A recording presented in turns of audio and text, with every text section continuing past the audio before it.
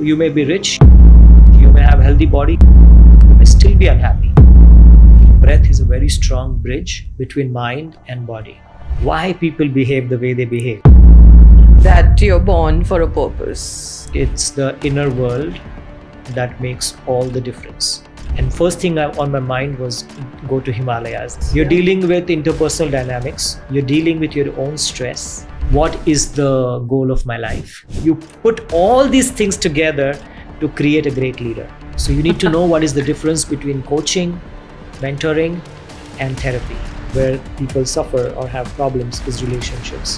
How the world is changing in next few years. Your aura changes. Now they say, can you train my team? So creating happy cultures is not a myth. If at all we expect anything better in the world, it has to begin with me. In leadership, it becomes a great mirror. It shows who you are. Everyone needs therapy and everyone will benefit from therapy. Now there's a secret here. Recruit happy people. There are a lot of people who are quitting. They say, we can't take it anymore. Totally burnt out. Because they know The value. some happy people are careless. You don't want them. Build things, create things, make mistakes. And with great power comes great responsibility. So Today we welcome Dr. SB Sunit. He's a double PhD in psychology and philosophy, a leadership coach to many MNCs and Fortune 500 companies. Our guest today is a rare polymath who sits at the intersection of high-stakes corporate strategy. He's a member of Mensa and the author of Eye on Eye, a work exploring the Indian philosophy of self-realization. He received the International Young Scholars Award and was invited to present collaborative research with a Stanford professor at conferences in the United States. He has worked with more than 20,000 professionals across multinationals, many of which are Fortune 500 companies globally, while simultaneously expressing his essence through filmmaking, poetry, and international Afro-Latin dance. Today we explore his unique journey of redirecting lives towards clarity, freedom, and peace. Hi Sunit. hello. Welcome to our studio Thank you. for the second time. Absolutely. Pleasure being here again. I'm so delighted to sit with you again because it's been a gap. True. And today I want to explore so much with you. So first of all, for the audience, he's a double PhD in psychology and philosophy. Yes. Two very diverse subjects, but very interesting to know your journey. Plus more than a decade experience in corporate training to Yes. top management Yes. and so much more, which we'll find out today. Absolutely. So why don't you take us through your journey, where it started, your milestones? I think that's better. Where do we start? Let's go to your childhood, like that first time you realize, that you're born for a purpose. Wow. Purpose, I think purpose would come much later. First, there were just questions. Yeah. Yeah. And I remember my questions maybe when I was like even 4 or 5. And my first question that I felt very strongly was about people. And you can imagine why I studied people because the journey started there. The first question were about why people behave the way they behave, That was my first question as a childhood. And it's human life, including our own experiences and world around, can be quite intriguing, confusing. And that's where I would say my first inquiry started. And I remember in childhood just imagining sometimes, this fantasizing or visualizing that somehow some guru appears or something happens and, I really get to understand these intricacies of life and what it is. And I think somewhere that's where it started. And then outwardly how it reflected is that I wanted to stop studying, in the school. Like I think when I was 8 or 9, I had big arguments that I don't see the point in studying these in the school, going to the school and studying. And they had to convince me. And finally, a monk convinced me by giving me some very interesting arguments that why, even if you don't think everything is relevant, eventually everything might come handy. So, and they convinced me to continue my education. And then, but somewhere that inquiry, and that continued. It became quite active around 14, age of 14. It came because there was an urgency. Because typically, in India, after 10th, people ask you, what do you want to do after your 10th? Like which stream you will choose, right? Humanities, science, arts, and commerce. And I said, that depends on what career I want to have. And I say, what career I should have? Then I would look like what's the best thing to do with my life. And what career I want to have depends on what's the goal of my life. And that's when I started actively looking at 14, what is the goal of my life? What is it that I really want to? I used to go and meet so many people and ask and think that I have 60 years ahead of me. What's the best use of it? And it took 3 years. I would say 2 years to get some clarity on that. So 14, 15 and 16, actually 3 years. And I explored very actively. I would go for anything and everything that sounded interesting, unusual, different people I met different people from different walks of life, monks, nuns, forest officers, people who are doing something for the nation, people who are into administrative services, and to everyone I would ask one question: what should be one's goal of life? And then also underwent a lot of experiences. So I would practice something. I was gravitated towards meditation, experimenting with food, diet, so anything and everything. I went to Vipassana. My first Vipassana program meditation course 10-day was when I was 15. Wow. And That's, so somehow you're an old soul for sure. Somehow I think things started falling in place. So there was the experience of meditation. There was a strong experience of hypnosis. There are many interesting stories. I don't know, maybe I'll tell you some other time, like what was my interaction with the hypnosis and what happened. But I understood few things, that it's the inner world that makes all the difference, no matter what is happening outside. So whatever I want to do, I want to work and really find out what is this whole mind and inner world. And that's where I decided, okay, I want to do something. And I always had this notion that if I want to have a career, it should be something which is good for the humanity. And I said, what is good? Like everybody serves humanity in different ways, even a medical doctor. But I said, sometimes you may be rich, you may have a healthy body, you may still be unhappy.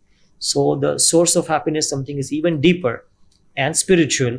So I said, let's choose that area. And that's how I quit my journey of natural sciences and moved to humanities to study psychology and philosophy. So my top subjects in college was psychology, philosophy, logic, and Sanskrit.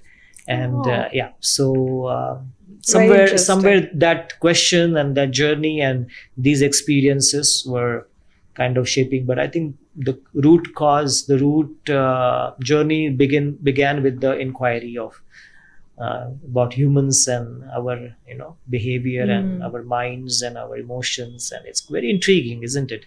I believe when I share about psychology, and so many people, and this anybody who studies psychology, they will relate to. People would come to you and say, oh, I always wanted to study, but I didn't, because of course people think it's not practical. And everybody wanted to, at least until some time back, everybody wants to become an engineer and a doctor or a CA. But now of course things are changing. But I think inherently we all want to know the psychology, because everybody feels strongly and doesn't know what to do about it and how to handle it. We all have suffered, I would say, and been subjected to not just our mental patterns, but also people around us. Of course. And there's so much of trauma, and we don't talk enough about it. We like not to discuss it much, but anybody who is in this field would know that almost everyone around us has been through some trauma. Totally. And been through abuse and been through so many things, and all these have shaped us in different ways. So how to really find that joy and life and the juice of life through all these the crazy world around, inside and outside. So somehow this is how the journey started and shaped But up. did you get your answers while you were studying the PhDs? No, PhD is not to get answers. PhDs happen by and by. You don't get answers from books. So just the knowledge.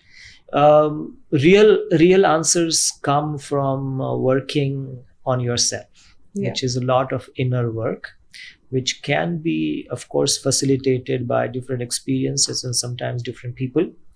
But ultimately, it's not the books or the degrees or the academic.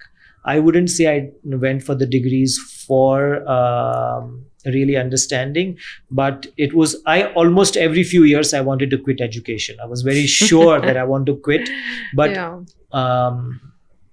maybe this is a conversation for some other time. But as the inner journey was growing deep and I was really going into deeper experiences of meditation, sometimes you can't handle it. And it became so intense at different there have been several times when I've quit everything and kind of left the worldly life and have gone into seclusion and meditating. But more you go deeper, more the journey becomes intense, and sometimes it's hard to handle, especially for a 20-year-old. It's very hard. And then every time I came back to society, you had to do something. And then the choices were, okay, let me just finish my undergrad, and then let me just have my master's, and okay, might as well do a PhD. So these degrees happen by and by, but the real work is really the inner work. Is the inner work. It's your own, which is where you start developing your own understanding. You can't develop any understanding by somebody else's teachings or experiences. So what age did you start meditating though, like actively? I had the good fortune, I would say, of being exposed to this idea early childhood, age 7, 8. I wouldn't say I was meditating then, but I used to have very good conversations with some monks and some nuns and about different philosophies and also different religious teachings. And I had these concepts, and there was a sense of doing something. For example, somebody said, okay, these kind of things are good for you, not good for you, and then I would experiment. Like I never have tea or coffee, for example, in my whole life. So started small little experiments from that time, and I've had an uncle who was a naturopath, and then I said, okay, I'm gonna eat in a very different way, and I was like experimenting. But meditation, I would say somewhere around 14, 15, 16, these are the years when as I told you, hypnosis, Vipassana, certain pranayam practices, meditative practices, and some came intuitively. Some came, there were some triggers, including Sufi, some Sufi meditations and all. And then I remember I had we lived in a bungalow, and there was a tiny small outhouse. So at one point I stopped living in the house and I moved to the outhouse to have my own energy. And now I can see why I must have felt that, but to have my own space. And I would... Like a cave of your own. Absolutely. And I would get up early morning. All these thoughts, I think different people may come, but I think some people respond to it, there's some kind of resonance. I would wake up before sunrise. Wow. And do my own whirling meditation, and so something started happening. You were in a flow, basically. Yes, and really, inner world is so rich. It's magical. More you start dwelling, more you start exploring, you realize the the gifts and the treasures which lie there, so and it also then started, as I said, I'm afraid this conversation will go in different direction, but it also started some kind of extrasensory perception and intuitive experiences and telepathic experiences, which happened to be my research topic also for my master's. The self-actualization. That was philosophy, but actually my very first in master's dissertation was on parapsychology and on extrasensory perception. So how I did some experiments on that in the university. Wow.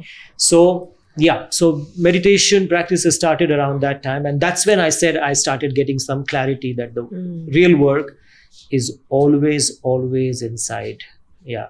Wow. You could have any situation outwardly, but if you're inside, if your inner work is dynamic, you have done something there, that will have much bigger impact than whatever is happening outside you.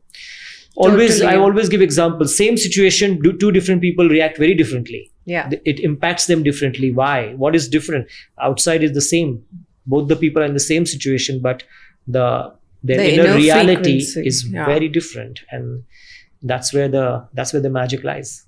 Yeah. I mean, I'm just intrigued to ask you also about the inner sound, because in my own journey, I've realized the impact. I think everything narrows down to sound. But do you want to give an insight on your own experience or your method of meditation? In meditation, I believe, to me initially when I started the journey, breath was one of the strongest bridges. Breath is a very strong bridge between mind and body. You'll be surprised, even in sports, even in corporate world, when I'm training senior leaders, we're talking about breath. Wow. Your breath makes a lot of difference. Yeah. In extreme sports, if you're riding a Formula One, you can't just master that skill, unless you master your breathing. Your breath is calibrated and calculated when you breathe out. And so breath, I find, initially, breath was a very, very strong bridge between mind, body, and beyond. So, yeah. So your breath is mostly the core. Then you go beyond that. Beyond, because breath becomes initially if I have to teach meditation to anybody, I would definitely first body and sensations. Posture plays a role.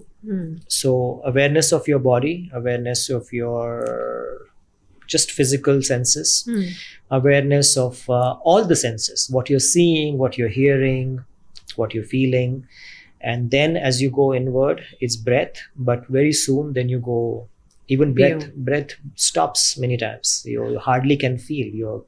As you start watching it changes. Yeah.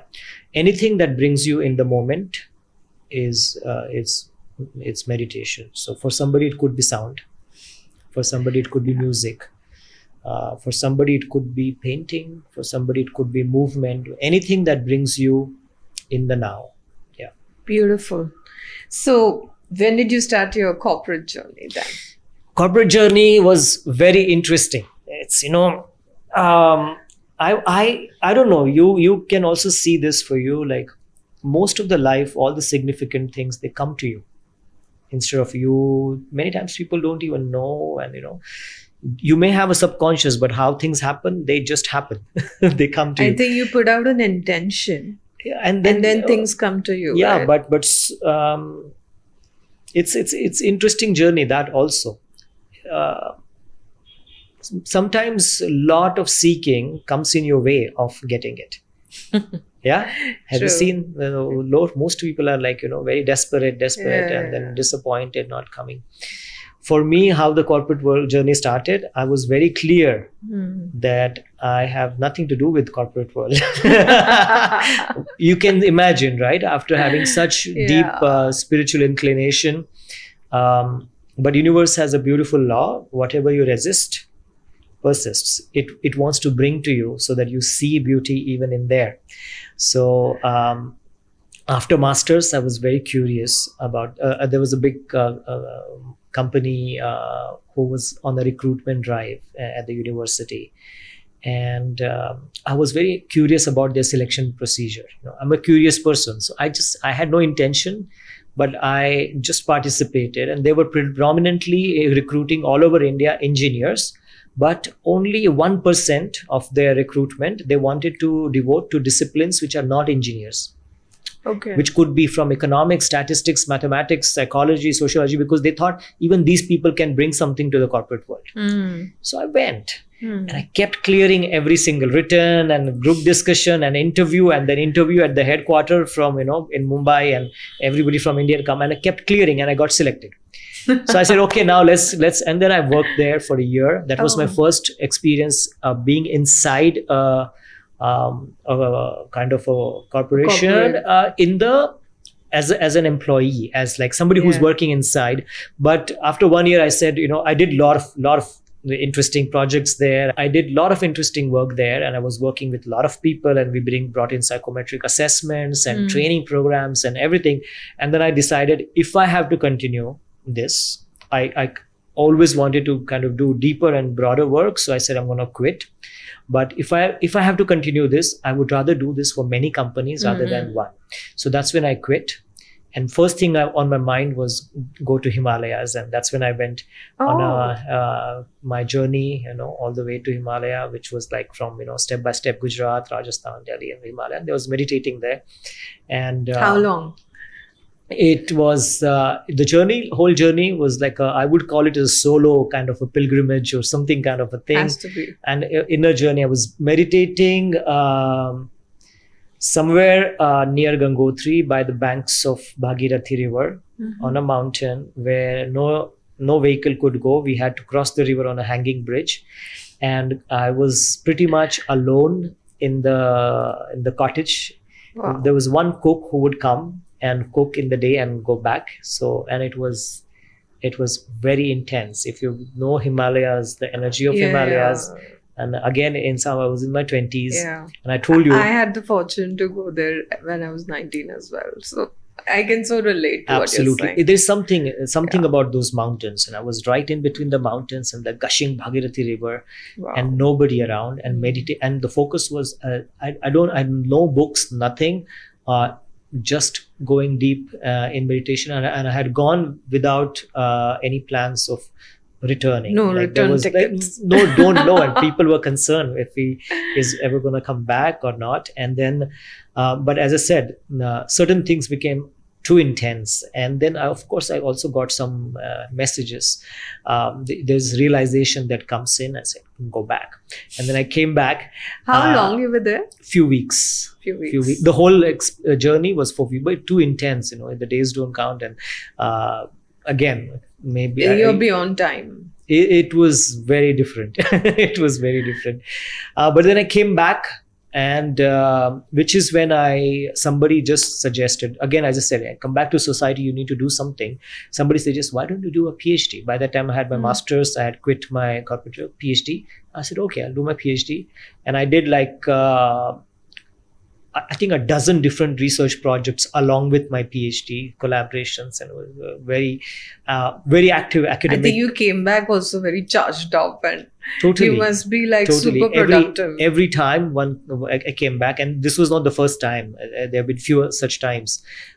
So yes, every time I came back, and then I did a lot of research projects, and after research, I got invited to the US to present the research. There was an award, International Young Scholars Award, which took care of my entire journey, like all the expenses, everything. So went there, and then I traveled quite a lot across US and for months together.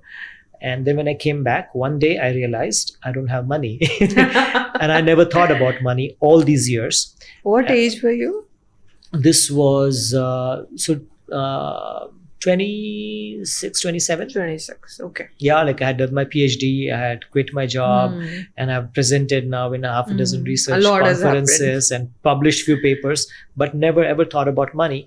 And then there was somebody who had kind of kept in touch with me, who was my senior at the university, and said, Sunit, there is this corporate consulting work. And I had said, like, look, corporate, no. because there's something I said.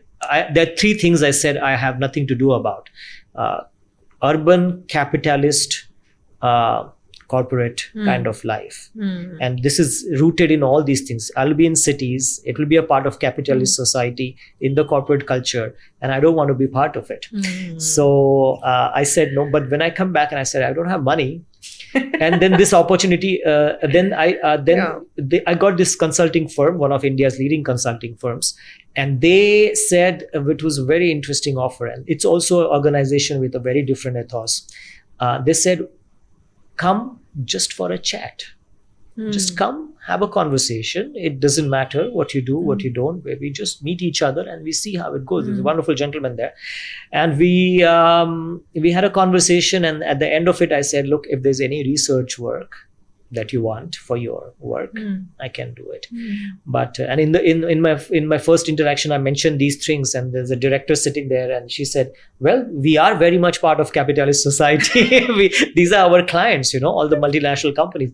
But then very interesting journey started, and they so talking about consulting projects, one of the challenges came as a consulting project is that there was a gentleman who said, I want to work with my select top leaders of my company who are going to be shaped to be the future leadership. These are identified people. And we want our first program just on self-awareness, no other agenda. And then this particular consulting firm comes to me and says, I think you are the person who can do, because we don't have any brief what to do in the program. It's about self-awareness. I said, okay. And we happened to do that program on a stud farm with horses. And people were on the horses and exercises. And I introduced my psychometrics. And it was that relationship with that particular client lasted for years. And I worked with them for many, many years. And this is how the ball started rolling. Money started rolling, and the corporate work. And we had did a lot of work for their senior leaders and future leaders. And it was a beautiful program. And then it really started journey. And then for next several years, whatever I had said no to initially, I was exactly doing that. And I saw the beauty in it, because humans are humans anywhere you go. True. And it was such a beautiful, rewarding experience to work with people up close, because this is where the challenges get real. The corporate world is a very real world. You're dealing with interpersonal dynamics. You're dealing with your own stress. You have a family back at home. You have your ambitions, you have the money dynamics, you have the office politics, and you have to deliver results, and the world is changing and everything is happening. So this is where I was working with senior leaders, bringing in my knowledge of psychology, PhD. My PhD was in corporate industrial psychology. So bringing in industrial psychology experience, bringing in my own management experience, psychology, having worked with a lot of people in space of counseling, consulting, bringing everything to the leadership of how to manage and lead yourself, and how to lead your teams, and how to deliver results. Wow, that sounds so interesting to me as a founder. Because it's very challenging. I would actually want to go deeper into your format. Like, let's say I'm a senior leader. Yes. How's the coaching process like? Yes. So there are some common mistakes, and I've worked, with thousands of people in different countries, from different cultures, different countries. Even India has subcultures, South India, North India, so, but there are some common traits that you find anywhere and everywhere in the world, including in the East and the West. And I know we also did some work in the Middle East. There are some common mistakes, especially when it comes to leadership. Bring it on. There's a beautiful book also on this, what got you here won't take you there. And this is the most common mistake. You become a leader because of certain skill set. But when you are at a certain position, you can't be operating only on basis of the skill set that worked for you in the past, because now the challenges are different.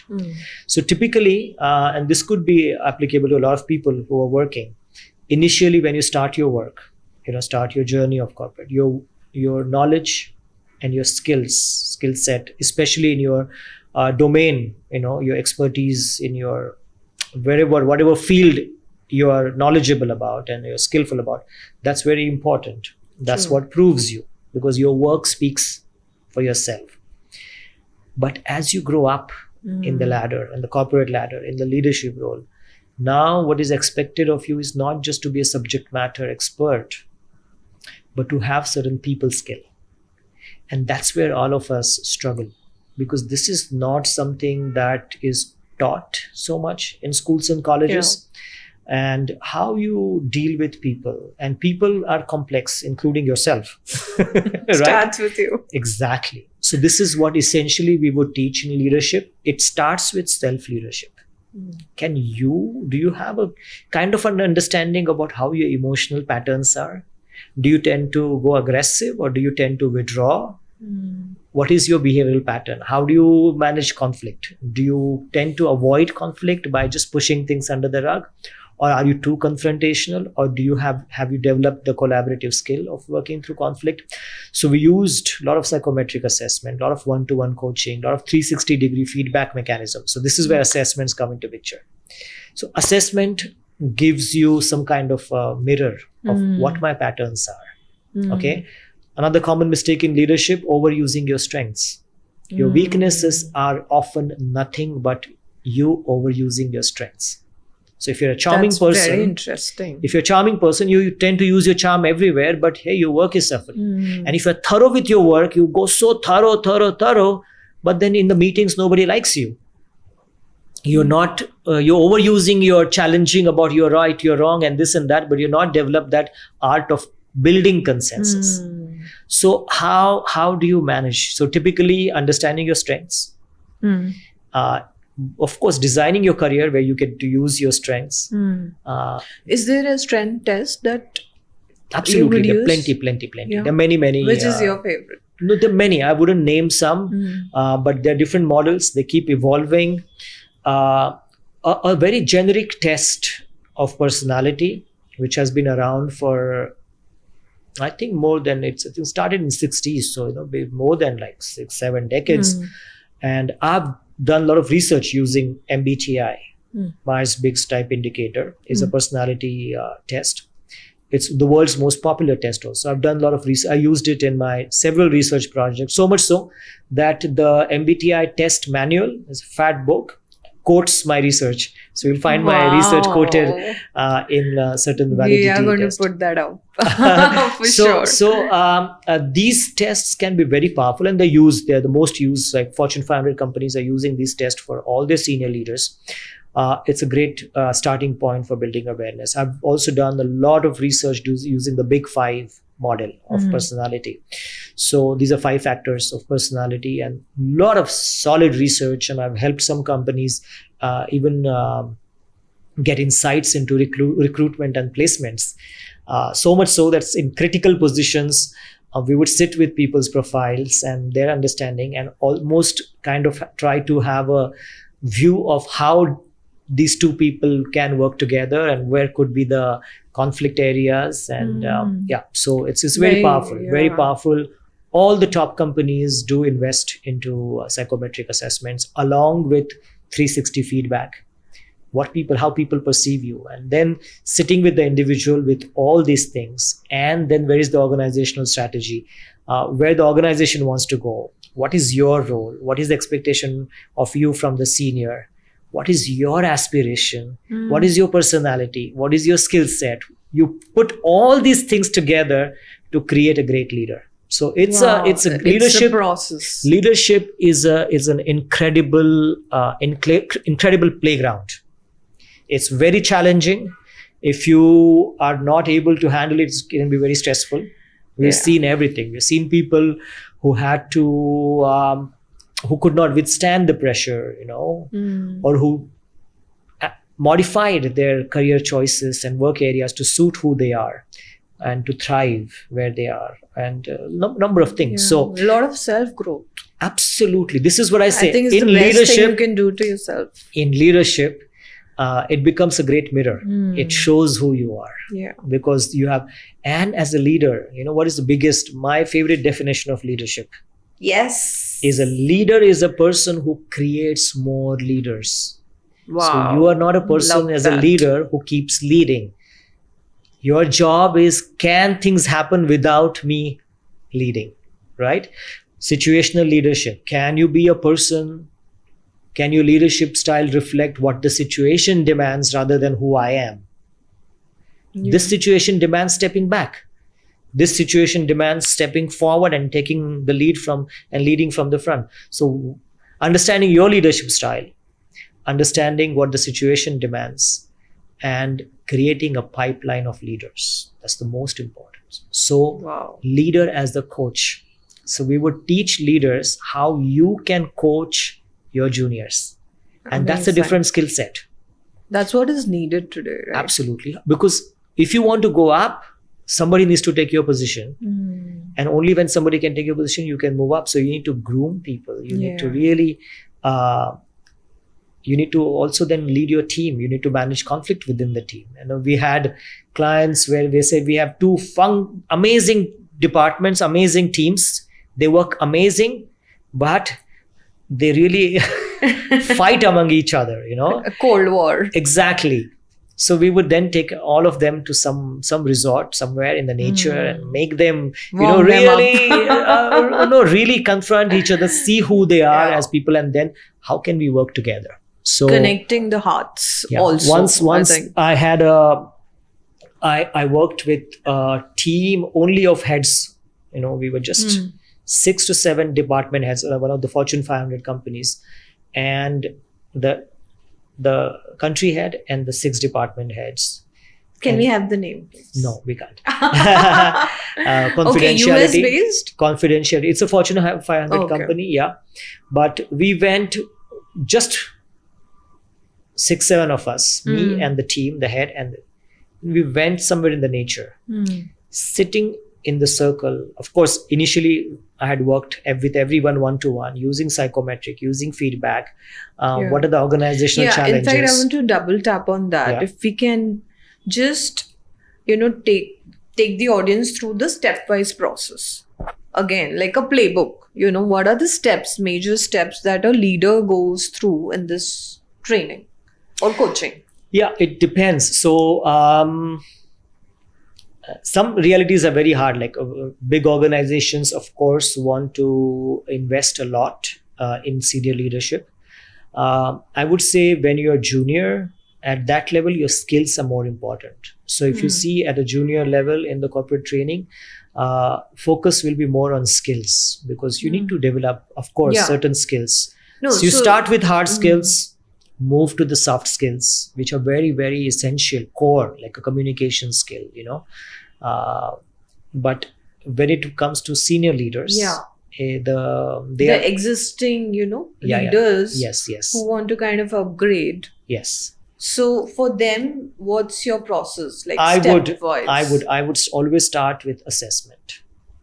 That's the psychometric even strength. before assessment, we understand the vision of the organization. Ultimately, that's the guiding. What is the vision? Where does the organization want to go? Once that is clear, then the senior leaders are supposed to be the people who will take the organization towards that vision. Now, who are these leaders? Okay, they may be right now in the positions, but maybe there could be somebody who is a better fit. There perhaps could be a need for a reshuffle in the senior leadership, depending on who's more aligned with the vision. Because ultimately there has to be alignment between my goal and where my organization wants to go. Yeah. If that alignment is not there, it's going to be burnout. I may succeed, but I may not be happy. Yeah. I may be happy, but I may not succeed. Right? True. So starts with the vision of the organization. So if I were to work with any organization, and this is what I did, I would sit and talk to the top person who has a vision of future. What's expected 5 years down the line, not just current reality. There could be people who are heroes in the current scenario, but the top guy knows that when the when the season Going changes, gets tough. some people may not be fit for that. Yeah, can't So- sustain it. Exactly. And it's not necessarily a shortcoming. It may not be everybody's cup of tea. It may not be everybody's choice. It may not be everybody's resonance. There's some people who are clearly, I don't want to be in a people facing role. I really want to build something at a system level. Okay, then there's a path for you there. But what is the vision and what is going to be required of people? So you understand the vision of the organization. In fact, even their organization need a lot of guidance.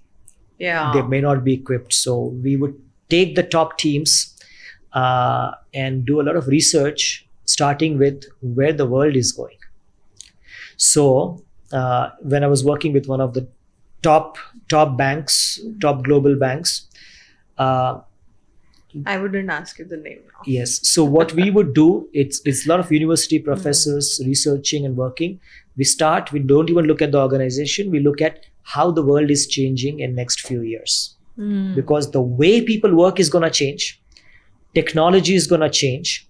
Demographics are going to change. For a multinational company, you need to know where the economy is going to be growing, where the talent is. You may be sitting in Europe, but your talent, which is going to be really, really going to work for your company, might be sitting in Asia. So how the global trends are going, especially in demographics, because world demographics are changing. Of course. Certain countries are getting older. Very fast now. Certain countries are much young. And there's a skill set, availability of education, socioeconomic, geopolitics, safety. Then you come to how the tech world is changing. Big data, artificial intelligence, machine learning, how it is going to impact that particular organization. And things are changing way faster than people can. So companies who are not aware of this may disappear. Third thing, I'm just giving you a very broad level idea. Basically, to be ahead of time. Absolutely, you need to know how things are changing to be prepared for future. The way people want to work is changing. Some people may not want to go to office. Some people may not want to be employed. They may be gig workers. So how the trends are changing. Some people may choose that I would never come to office. Hybrid. Some people may all the time. So how it is suited to your particular nature. So once you understand the global trends, demographics, technology, then you identify what is my organization's vision. Then you identify what kind of skill set is going to be required going forward. Then comes identifying who are the people who are suited or who have aptitude. They may not be ready, but they're trainable. They are coachable. Right? You identify these people based on their track record, based on their aspirations, based on the conversation that senior leaders have been having with them. Once you have identified these people and these skill sets, you run thorough diagnostics. Diagnostics are, of course, there's a concrete data based on your track record, what you have delivered, what you have done, but feedback from your colleagues. Is this person good, easy to work with? What are the challenges? Does this have a very silo mentality? Can he build consensus? Is he innovative? Is he strategic? Is he great with execution? What are the areas where? So you get a 360-degree feedback. And there's a format to this. Yes. Even that can be developed by experts by sitting with the heads, that what are the key competencies. This is where competency mapping comes into picture. Competency mapping, 360-degree feedback. Then you may also want to include psychometric, as understanding their personality. Strengths, personality, and then their aspirations. Then when you find, yes, this is a potential, but needs coaching now. Now we've identified the right material, but it needs to be polished for the results. This is where the coach comes into picture. In coaching also, there are different methodologies. Please enlighten us. There are several, there's some are more cognitive, some are more behavioristic. It all comes from the root in psychology, right? Like there's what's the flow? Let's say once we know that these are the positives and these are the problem areas. Like, is there a format you follow? in terms of I can give you broad level. Yeah. This is where we would map where the organization wants to be, where you are, conversation with the immediate senior, and then working with the person one-to-one, establishing a rapport, creating the coaching conversation, creating a coaching contract, and then there's a coaching journey. And in the coaching journey, there would be dipsticks to check if there's a progress happening, which can again happen in a 360 way. But getting feedback, is there a change? Is there a visible change? How does the first one-to-one coaching session look like? It's really a lot about rapport. In fact, both the people need to make an assessment. Do we want to work with each other? It's not necessarily always the coachee who would say, do I like this person? Do I trust him to really open up myself? Do I find him credible enough to work with? But sometimes some coaches also demand that the coachee proves that, are you worth my time? Are you committed? Fair. Are you committed? It's fair. Are you committed? Are you coachable? Yeah. There are some coaches who would say, we only want to work where we know that these people can succeed. We don't want to work with people. So, which depends on the initial diagnostics. Initial diagnostic, aspiration, your own what we call chemistry check. Yeah. I remember once there was a head of a country, and there was a very particular coaching requirement, and he flew all the way from Bangalore to Pune for coaching. And I was put on this assignment. They found me to be fit for this particular work, and I knew what would happen. And first thing in the hotel lobby, we shook hands, and I read his mind. I said, I know what you're thinking. He said, yeah, you're half my age. And so there are reservations, and it's fair. It's fair. Why should you invest your time with somebody who you don't feel comfortable with? But this is where the first call is so important. The first meeting is so important. This is where we actually agree and set the norms, whether we are going to work together or not. And, it's like an icebreaker. Not just icebreaker, but also expectation setting. Alignment. We check how we find each other. And then, so with this gentleman, of course, and this is where you can build the bridges and really establish yourself. Also, establishing what to expect and what to not expect. Sometimes you may expect the world from these sessions. Yeah. And it may not be practical. They, I think, might also Somebody treat might you need, like a therapist. Exactly. So you need to know what is the difference between coaching, mentoring, and therapy. And these are very different. Yeah, how much do you go into a personal zone of a person? It like is, because I'm sure it's so integrated. You may want to touch upon it, but you can't become a therapist if your assignment is getting certain results. You may recommend. You just identify the. But you can't keep that out completely. Yeah, that's what I mean. But it can't be a therapy session also. Otherwise, you're best suited to go to a therapist. Yeah. So you just identify it. Yes. And if it's needed, you probably guide them Absolutely. So, do you think most of the leaders, the pain point is in the personal zone? Family, relationships? It's for everyone. It's not just leaders. Each and every person. We all need therapy, and we will all benefit from therapy. Guys, note that point. It's not a taboo. Everyone. It's a way of living. Everyone needs therapy, and everyone will benefit from therapy. If you're doing good, you will do amazing. I think, if you're not doing good, you will do better. So do we benefit? Like, who needs to exercise? Who needs to exercise? Everyone. Everyone needs to exercise. Who needs to watch how they eat and have a good diet? Everyone. It's not only for healthy or unhealthy people. It's for everyone. So who needs therapy? Everyone needs therapy. Everyone may not be able to go to a therapist. Okay. But we need that kind of therapeutic interactions. I think a better way to look at therapy also would be guidance. Whatever I have observed, I think if your perspective to looking at therapy is more of guidance rather than perceiving it as some, kind of a very medical, academic kind of a thing. Yeah, it's more neither, of- I would say it's neither medical nor academic, not even guidance. Guidance could be an outcome, but the root or key thing about therapy is awareness. Is you getting insight into your own mental, psychological, behavioral patterns.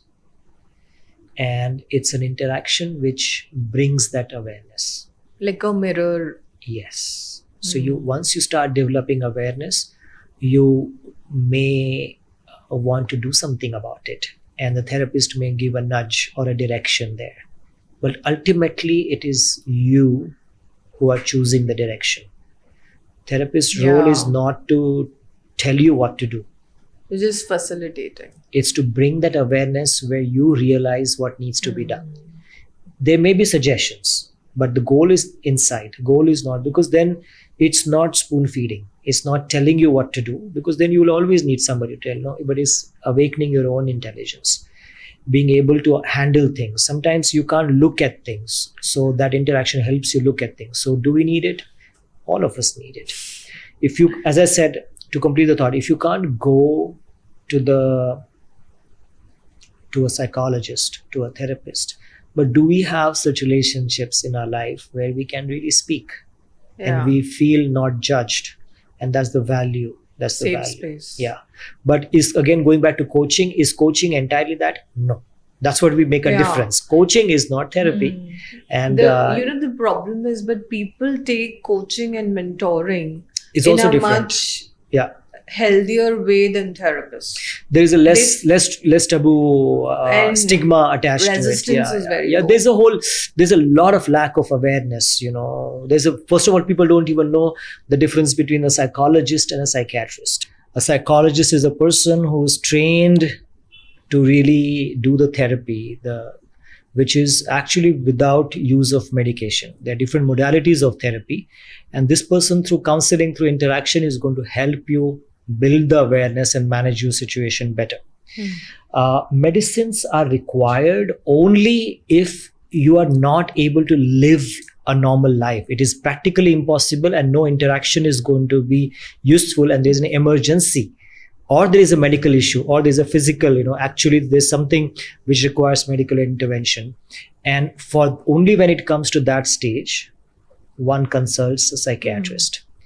And a psychotherapist, in fact, is the right person to assess whether you need a psychiatrist.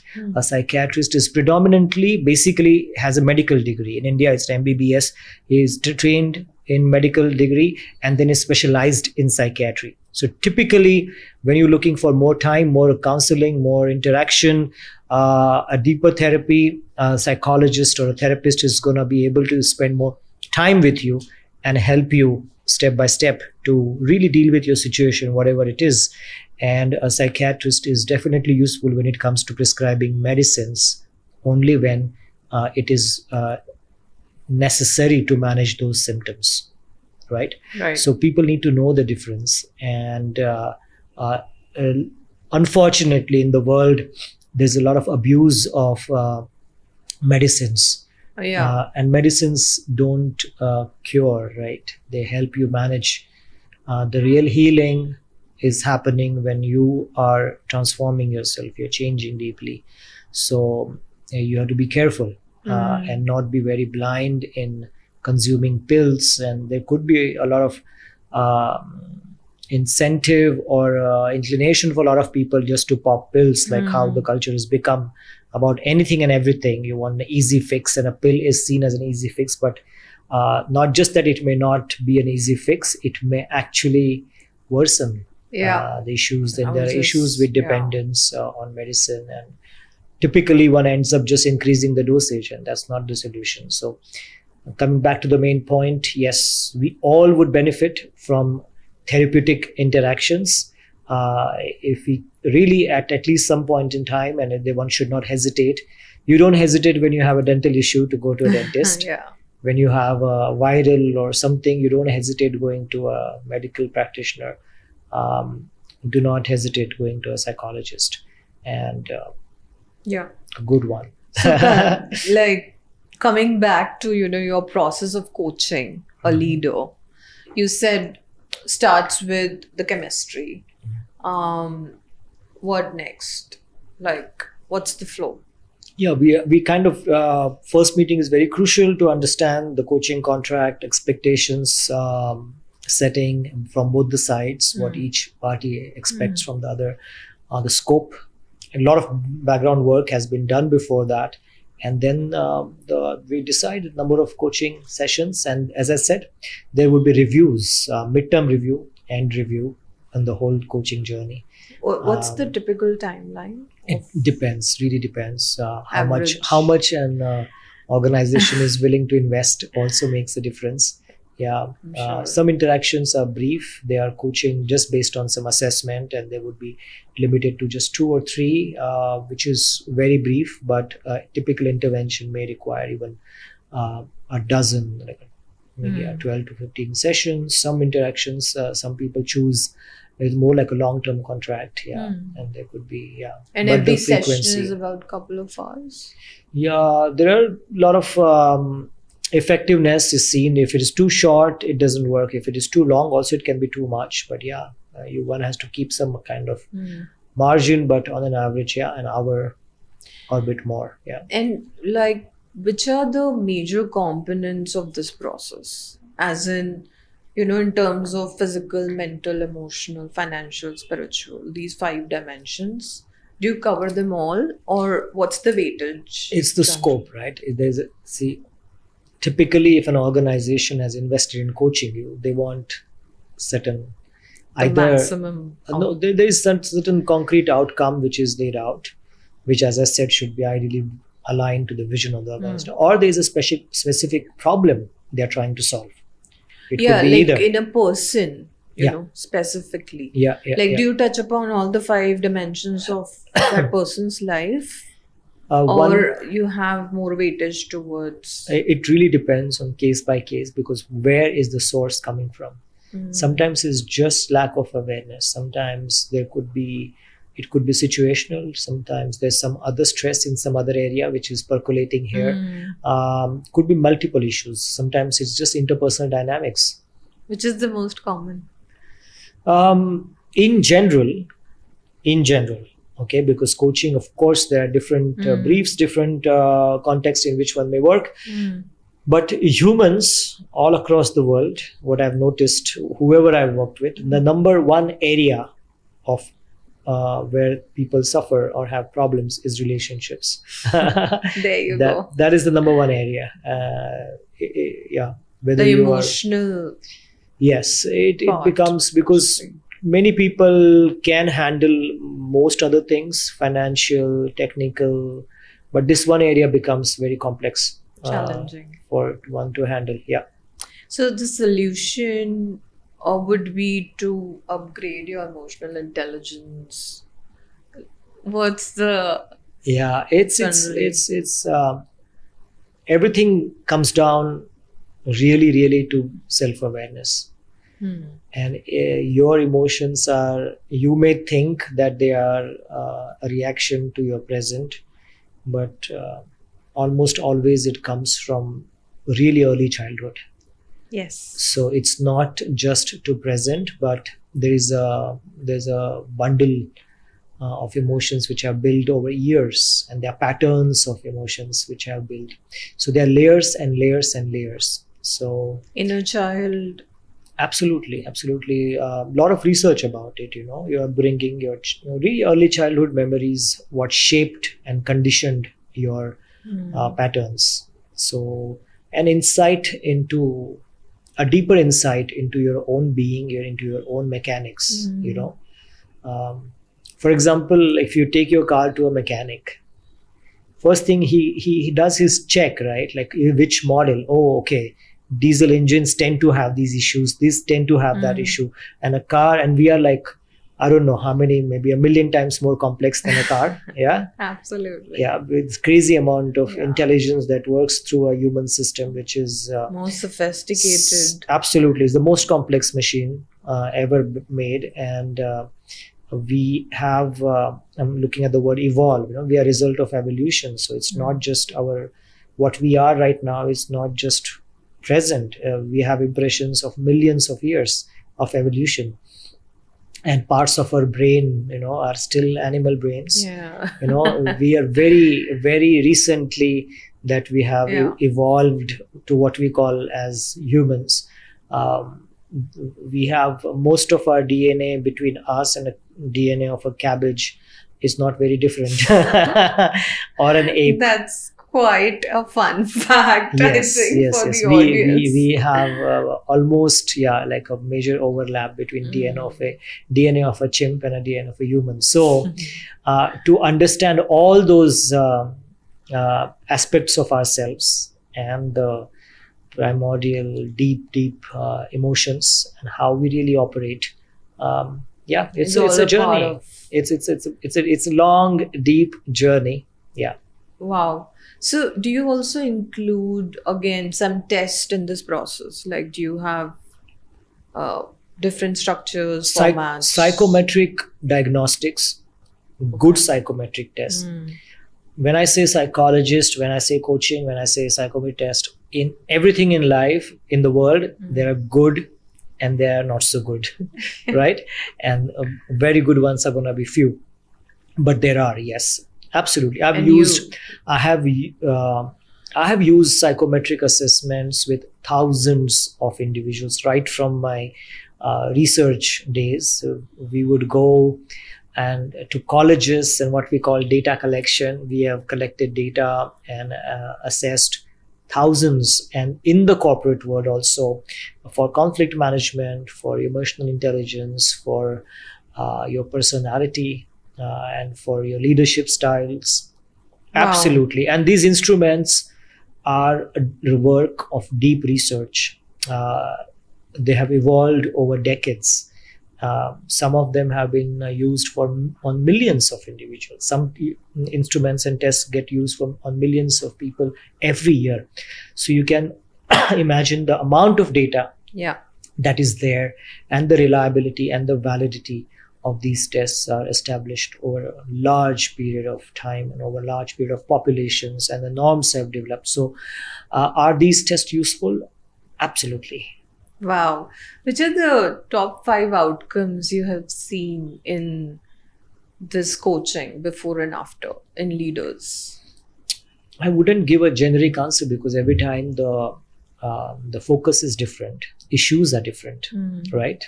Just like when you go to a doctor, like there's so many different types of conditions that one would come for. And broadly speaking, most important is that you are able to manage your own emotions and stress better. That becomes the root. Second, people develop a better awareness into how they behave, what are their patterns, and with that awareness are able to modify their behavior based on what is required by the situation and the people around. Because ultimately in coaching, what is expected that you change, and there's a visible change. Realization enough is not enough, unless it comes into practice. There is no learning. The proof of learning is that it shows in your behavior. So we have had people tangible, measurable, and then that resulting into business results ultimately, if you are in the context of a business. So you people would say that if I give you example that somebody who's been very aggressive and very brash and bad listener now listens more to people, and people notice it, and people start feeling more respected, cared for, and then this person then starts developing bigger insights into their team, and many problems get resolved without this person having to always be aggressive. For some people, opposite. After coaching, you start hearing some people speak more at meetings. Be more confident in expressing themselves and putting forth their ideas, in confronting in challenging situations. So you would see differences on these fronts. You would see differences on people who are more focused on the work aspect and less on people, showing greater balance. So all sorts of changes. And that shows in numbers and results. That would first impact, I'll tell you, if you have been coached well, if I've coached my client well, first impact, the person starts feeling better about himself or herself. That's the first, because every problematic behavior, the first victim is yourself. You may or may not realize, but there's an energy around you which is not so positive. Yeah. People look at you, wish you, but they don't have positive regard for you. Yeah. And you may acknowledge, may not, but your body senses it. And you start saying, first thing you start seeing that I am feeling lighter. I'm a bit more joyful. I'm a bit more human. Your aura changes. Absolutely. Your energy is going to change. You're coming. So first you experience the change. Then your immediate surrounding changes. So many times my clients have come and they tell my wife, he said, my wife doesn't know anything about what's happening at work, whether I'm going for coaching or not, but I just mentioned a few times. And all that she told me is that, I don't know what you're doing, but whatever you're doing, keep doing it. because when you change, you're not going to just change at work. That will be seen by your family, because you don't change. You're the same person operating everywhere. So you notice the change. Your team and people around you start noticing the change. True. Eventually it starts, once these are the core, once that changing, it starts helping the work. The roadblocks in work are managed better. The challenges are managed better. The communication is flowing better. It results in people being less stressed and work impacting in a positive way. That should result ultimately in your clients being happy. Yeah. Internal or external. Other departments start noticing the department has lesser issues now, is more responsive, is more effective. Eventually, your seniors start noticing that work is getting done, and your superior, his or her life starts getting easy because this team is now functioning well. That person can reaches the top management. Ultimately, if you're the happiest story is when they say, for example, if you're in sales, I worked a lot with sales and marketing, the numbers, it starts showing in numbers. That's the ultimate measure. Yeah. So it could be numbers of sales. It could be time taken for certain procedures has reduced. Number of errors have come down. Revenue ROIs. Has gone up. Profit is gone. Of course, we know that profit is impacted by multiple sources, part of which are not within your control. It could be just market conditions. But having controlled all those things, this is where you will start seeing. So the climate, the emotional climate within you, in your team, and the business and the work and the culture. And this is how you become inspiration. And if your team is doing this well, and if you're doing something well, typically what has happened when I worked with somebody, now they say, can you train my team? And now the working with the team is more effective because they have a senior they look at who's actually changed. So we always say change begins at the top. It's very typical when senior leaders come, our people don't work, the new generation is not committed, Change starts at the top. Yeah. They're watching you. Yeah, it's always top to bottom. It's always top to bottom. So when that happens, typically, then the team undergoes transformation. Then this team becomes a culture which is thriving. Then what might happen, other teams start noticing. And you may actually become a unit which attracts more talent. People say, I want to work in this team. These people seem to be good. You start shining. And then you attract talent. So talent management, I didn't touch upon this, but developing your team, managing the talent, helping them grow is also part of a leader. So very much. Once, if you have gone through this process well, in future, you will become a better coach. Forget about you needing coaching. You will be a good coach. And when you are a good coach, imagine what kind of, you're creating more leaders. That's also part of your coaching, right? Of leadership training, yes. Eventually, we want to develop leaders as coaches. Wow. Yeah. Love that. And that's why I say leadership is a role where you can contribute so much. You can really make an impact on people's lives. So creating happy cultures is not a myth. It's possible. It's possible. Is it easy? No. Does it take time? Yes. But is it worth? All good things take time. Is it worth it's not just worth trying, it's essential. Because ultimately culture wins. Ultimately, it's not individuals. We have to do this on the slide. Absolutely. Yeah. Culture is very powerful. And I think corporate culture contributes so much to the global culture because they are in a way like a spine to run the world today. And if that's the whole idea with the brand also that, we are building, is to bring that change and transformation in the corporate culture so it reflects in the entire global culture and the future, right? That's a very, very deep ambition, I would say, because this is where values come into picture. Yes. Values are very deep to the core, and we all need to reflect upon what kind of world we are creating. And you're very right in pointing out that corporations, some of my clients, the money that these clients have in assets, it's larger than many countries' entire countries' GDP. Yeah. So you look at the power of these organizations. We have a recent example of $1.2 trillion valuation. Yes. With Elon Musk. So look at the power, and with great power comes great responsibility. So Yes. Are we being responsible beyond the quote unquote CSR or a corporate social responsibility? For many times it can just be something symbolic, but in reality, and this is the new world. This is the new world of conscious organizations that, honestly speaking, if you ask me, am I fully optimistic about it? I don't know because the world is changing in a very, very crazy way. But without having to go into all the futuristic scenarios with humanity and with the environment and with the sustainability, all I can say is that yes, change begins at the top, yes, but change also begins with individual. So if at all we expect anything better in the world, it has to begin with me, with myself. And there's a power of that one person.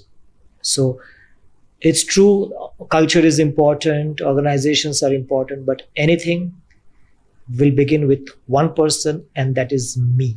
And power of that me, we call the ripple effect. If you go to a lake and just put a small stone, and you see the ripples will go several meters, much far away. And that's the change. That is the role of a facilitator, So in the fraternity, why I found it so satisfying with working with so many people, all of us are very aware if we do something sincerely, and if something is touching the person's heart, and something is actually making a shift in that person, we have created a seed.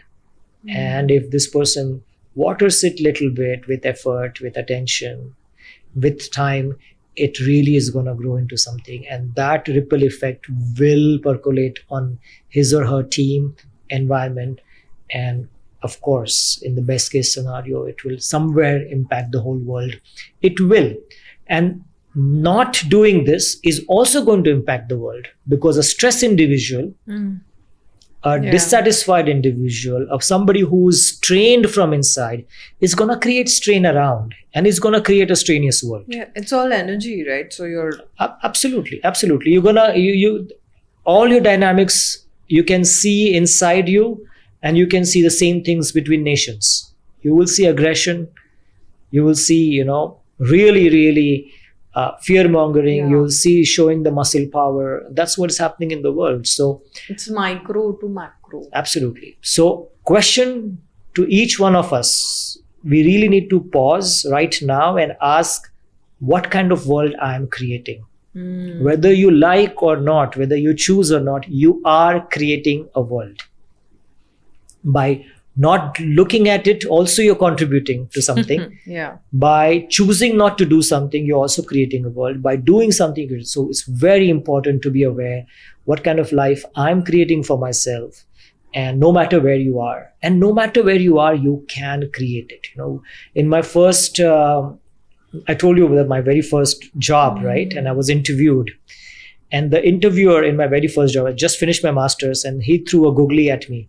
He's saying, Sunit, you're very good and you're very ambitious. Because I had given a very lofty ambition. What do you want to be? And I had given. And they, what he threw at me? He said, we may not be good enough for you.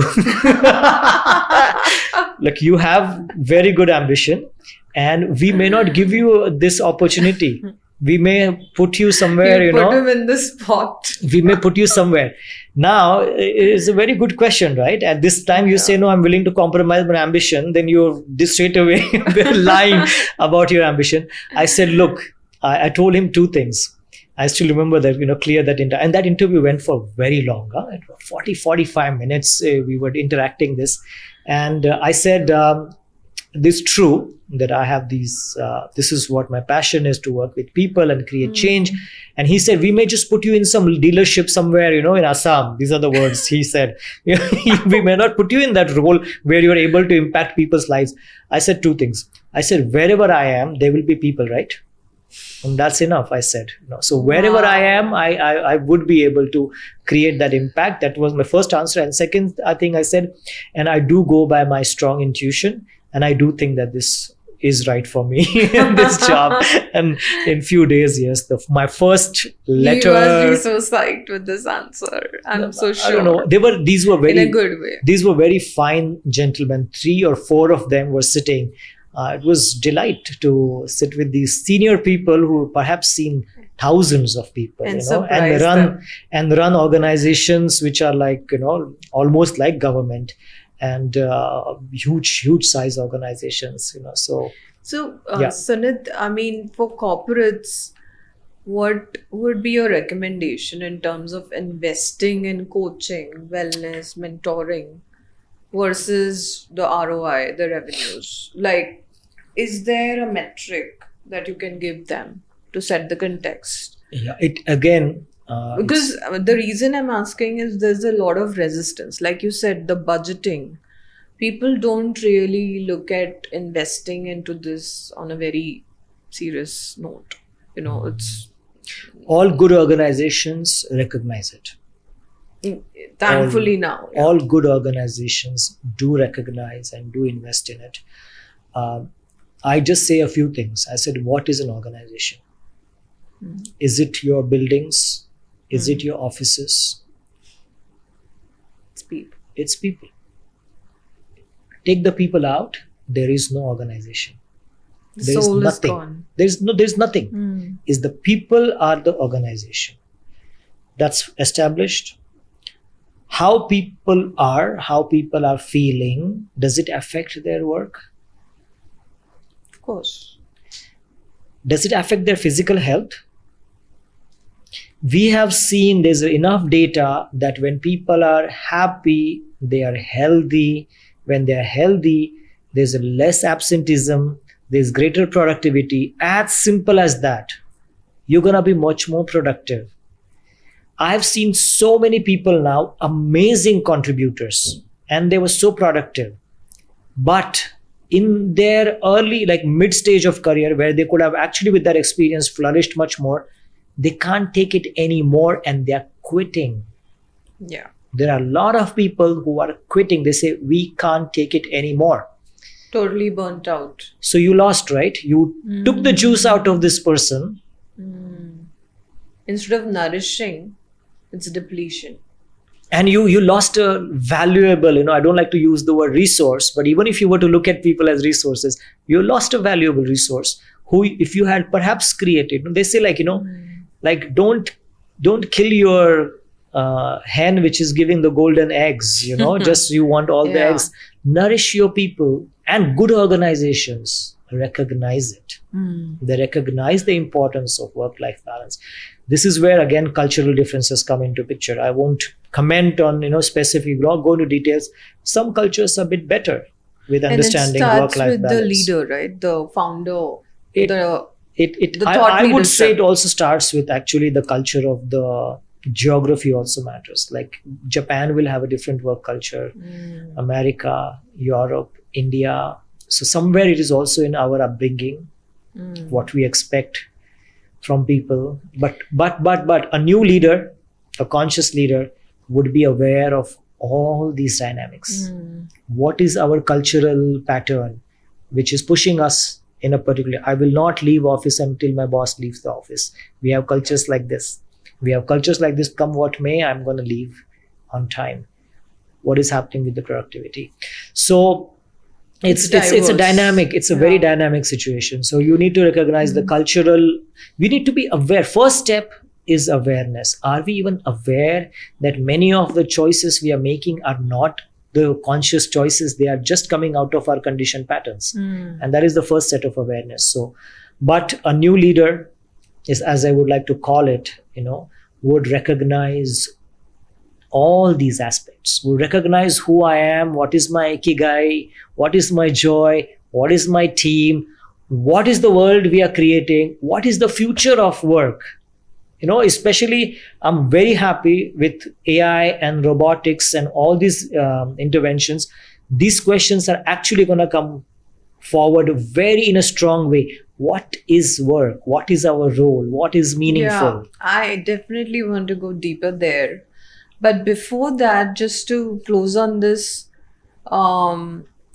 is there a metric you have in terms of investment versus ROI to coaching, again, mentoring, wellness? Yeah. Since you've worked with so many Yes, of them. we have mechanisms for ROI. They are not straightforward, for sure. Of course. For sure. But I think one can measure a lot of things. One can definitely measure behavioral changes so that at least your coaching, you think you feel good, your coach, the coachee feels good, I've been coached. Let it be seen in the behaviors. So we can have very concrete assessment. We can design assessments. In fact, in some cases, we start with a score. We actually not just measure, we quantify it to a digit and we say this is where we are and this is where we want to be. So you can do that in terms of Like overall, it really depends. Yeah. It would be very different in a manufacturing sector. It would be different in a service sector. It would be very different depending on the size of organization. And I think there was a report recently I read, I think by Forbes, which said that the ROI to wellness investment is about 6x the returns. You think that's closer to reality? Absolutely. But just think about it. I think what people don't realize, and this is where most people make mistakes, is the haste. And you want everything now. And some of these things may seem as, oh, you're slowing down. You're not. But wasting the bandwidth of time, we're not sure really about the impact of it, and we need to, the world today, right, we live in a world where everything is needed faster, cheaper and better. Now in that race of faster, better and cheaper, some of these initiatives might be seen as slowing you down or too nice, so we don't really know if it works. But that's just why I to said, feel good. that's why I said the top leader has to experience this, because nothing changes. So we don't, if I want to work, I don't, first of all, I don't convince anybody that you need this or not. If I have to work with somebody, all I go and listen to their problems. And if you're listening well, they'll tell the problems. And even if they see a small ray of hope into that solution, they know they're suffering. The person who's suffering knows the cost of it. Yes. Knows that we have lost some business because we could not really put together and work together as a team. If you know that you lost some opportunities. Because people don't realize what is the cost of losing opportunity. Yeah. It's not just about, okay, we managed this well, we'll anyway manage, we'll cry, we'll fight, but we'll deliver. But okay, you're managing, but what about creating? What about innovating? Tell me something, a good organization in today's world. This question, this scenario was very different a few decades back. Could you survive without innovating Maybe. Yeah. You could little bit change. You may retire doing the same things. Can it happen now? It can't happen. The world, the technology, the demographics, the dynamics, everything is changing so much that now innovation is crucial for your survival, not just for excellence. Yeah. No, now you tell me, for creativity to flow, for innovation to flow, can it flow when you are not in the space of wellness? Now, people who recognize that space, that's why good organizations, for example, I think Google is a great example of that. Oh, yes. I think they have set a benchmark. So excellence, you create an excellence, you attract talent. So these are the questions to ask. I don't think one needs to, prove anything else. But the question I would ask a client, are you attracting the best people? If you are, you're doing something good. Finish. Yeah. Are your people happy and productive? I'll give you a small insight now. This is a great thing for organizations. Sure. And this is a very hard-hitting reality. Should be out. It's tricky, and I think this could be a great insight for organizations, especially when you're recruiting and everything. Are happy people more productive? There's a research that says that's true. Stressed people will not, their brains, your brains don't work at the best, and you're not the nicest person to be around. So happy people are productive people. Now, so organizations try to make their people happy. Right? Is it easy to make anybody happy? No. Right? So what is the solution? Happy people, productive people. It's hard to make people happy. Now there's a secret here. Recruit happy people. And what I'm saying, there's a strong research backing this. It is part of my PhD as well. So, because my PhD was about job satisfaction, different aspects of job satisfaction, personality, and your job positions. Now, because people have an inherent tendency to be happy or unhappy. It's part of your makeup, right? So if you choose people who have certain traits, it's likely that you'll create an organization. So I think just like how you would choose a life partner, you won't just look at what car the person has and how big is the Not house just the and this, skill but you will set. see the vibe. Is he really a happy person to be around? Is it magic?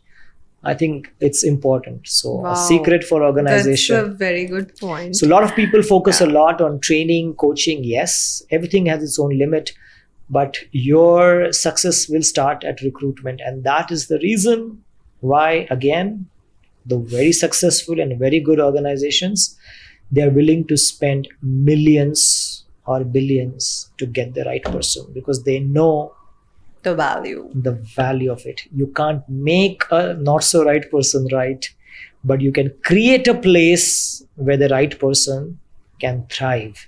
And it is the people who are going to take your organization. So as a leader, your job is to become that magnet where the best talent comes, right? So you have to have done this for yourself first. Have you created an environment where I am flourishing and I'm happy and I'm thriving? And then can I create a workplace where I attract the best people and then work with best people, and you won't have to worry much about doing things to keep them happy. Then you're just upgrading. Yeah. But this is a very good insight. But I'm wondering, there are more unhappy people in the world than happy. And what about companies who are not getting happy people?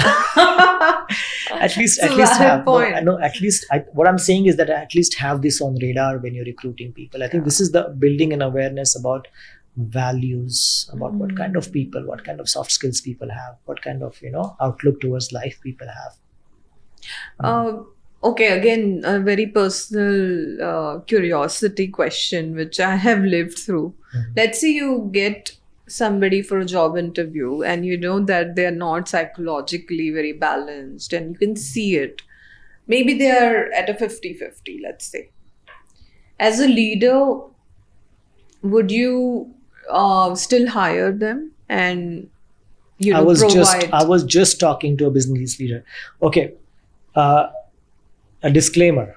This is a conversation. When it comes to reality, we have a lot of nitty-gritty. It's not that black and white. There are several aspects. Some happy people are careless. You don't want them. Hippies. Yes, you don't want. So it's a combination of traits. But some perfectionists are also very unhappy. And I'm using very crude words just for a conversation. Yeah, sure. Because I don't want to go into technicalities, because Yeah. I'll have to define each trait and each term. But we need certain combination. So we need that consensuousness. The right balance. Yeah, we need the combination. all. And then we need to further tweak it for a specific job. Some jobs require, it becomes essential that you have a open mind and a communication trait which is more people oriented. Some jobs may be okay if they're not so people facing, right? So all those things given, I gave a very broad statement. Now I was just talking 2 days back with a business leader, and I just quickly made a statement. Of course, I was not coaching the person, but because this person was a friend, I said, look, it's easier to build skills in people. You can train them to build skills. You can get them somewhere. It's harder to change their attitude. Yeah. Tell me about it. So if I was to work with somebody who was slightly weaker on the skill, but has a very good mindset, compared to somebody else whose mindset is not suitable, but skills are excellent, I would still choose somebody because I can work on the skill set, because mindset is also going to be an important part. What's the person who can deliver but doesn't? And the difference between somebody who wants to deliver, so say, I'll take a little longer, but I'm going to stay and I'm going to grow and I'm going to create a good team around me. I so agree with you. I would do the same. So a lot of people who are in the top leadership positions are not necessarily the best people in terms of skills or knowledge, but they are somebody very solid, who have the mindset. skill, to bring people together. And this is where emotional intelligence comes into picture. So lot of times we see a huge deficit in senior leadership in emotional intelligence. And that's my favorite topic to dig deeper into. And this is not something that can come naturally. IQ sometimes can be you're born intelligent. You see it in childhood. EQ is something that you have to learn. You have to learn it. We have to talk about it. But like we spoke on the senior leaders, can you also touch upon somebody who's just entering a corporate ecosystem? How can someone be more prepared? Is there, again, like a recommended playbook for a fresher who's just out of college? How can they be more prepared to enter? I would just go a few steps back. Again, to the best of your possibility, I would say use your intelligence, awareness to really choose to study something that you really would love. And there's so much confusion about, I see kids clueless about what to study, and typically they will go by the societal norms and pressures of, and slog into something where they don't even have their heart in it. And what kind of world you're going to create if you're doing something where you don't have your heart in it? Your heart is not dancing, is not happy. What kind of world? You will create a boring world. No matter, you'll create money, but you will create a boring world because you're not honored yourself, and you will create a culture which doesn't honor. And that's what we are seeing. That's what we're seeing everywhere. And that's why we're seeing the world is ugly. There are a lot of ugly things in the world. There are also a lot of beautiful things. But if you look at humans, the proportion is... if you look at humans, what our track record has been successfully destroying the beauty and creating the... because somewhere this is what, again, humans have created this for us. So please recognize this. It's okay if you take some time off, but recognize it. And if you have the opportunity, study or don't study. Like it's okay if you don't go to colleges, if you don't go to the university. It's completely okay in today's time. Make a fresh, awake decision and do something that you feel called for, where you can give your heart, where you can give yourself. And when you do something that is your deep calling, outcome doesn't matter. You're happy in the process itself. So if you have done that, and then if you get an aligned job, I would say treat it, if you're beginning your career, I would say treat it as like going to a new country. Soak it all in, It's a great, great place to learn. Really look at it as a learning, and you learn by doing. So far, you might have learned without doing, but this is the first time you're going to learn by doing. So say yes. Say yes to things. Take on the work. Take on different opportunities. Right now is not the time to converge. It's time to go divergent. If you're beginning, I remember Steve Jobs saying this, that initially he spent, I could be wrong with technical details, but initially he spent a lot of time just in typography and things like that. Did it help him in making the products in Apple? Of course. And if initially you say, no, I wanted to, so be okay, be open. So do a lot of things. Be an explorer to begin with. And I would say use this time when you're beginning your career to develop your communication skills. Your hard skills, there is no doubt, is what's gonna really tick. So be good at your work, but slowly know that along with building my skill set, hard skills, I want to build my soft skills, and you will see that this is what will take you forward. And eventually what will happen, people who have not worked on their soft skills will slowly, you will see that they remain, but somebody who has soft skills as well along with the hard skills will grow much faster. And don't take my word for it. These people can just look around. A worst case scenario of this is somebody who just sweet talk and a charmer, who becomes the favorite of the boss and gets promotion. Of course, that person also won't be sustainable too long if it is not backed by something solid. But be the person who's good at work, but also who knows how to. So build the skills around communication. These are severely neglected in our part of growing up, in our part of education system. So build things, create things, make mistakes. This is the time when you can afford to make mistakes. Do not be afraid to take feedback. All the young people starting, nobody who has not made a mistake learned anything. Be willing to make mistakes. Take feedback, seek feedback. Don't be in a rush for success. Success follows mastery. These are the foundational years. Focus on really, and look at others as coaches, as mentors. Find a mentor. Very important. And this is different than coaching. A mentor is going to stay with you. Find a mentor who you aspire, who inspires you. Shadow your seniors. Play a negligible role in a bigger project, but watch closely.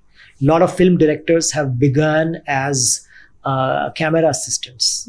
Did it help them in their career? Of course. The foundation. Absolutely. You get to watch things. So when you're beginning your career, these are some of the things I would say. Wow. Because very rarely, although I said I did work mostly with senior leaders, but whenever there were some opportunities to work with young people, and they are so full of life to absorb the skills.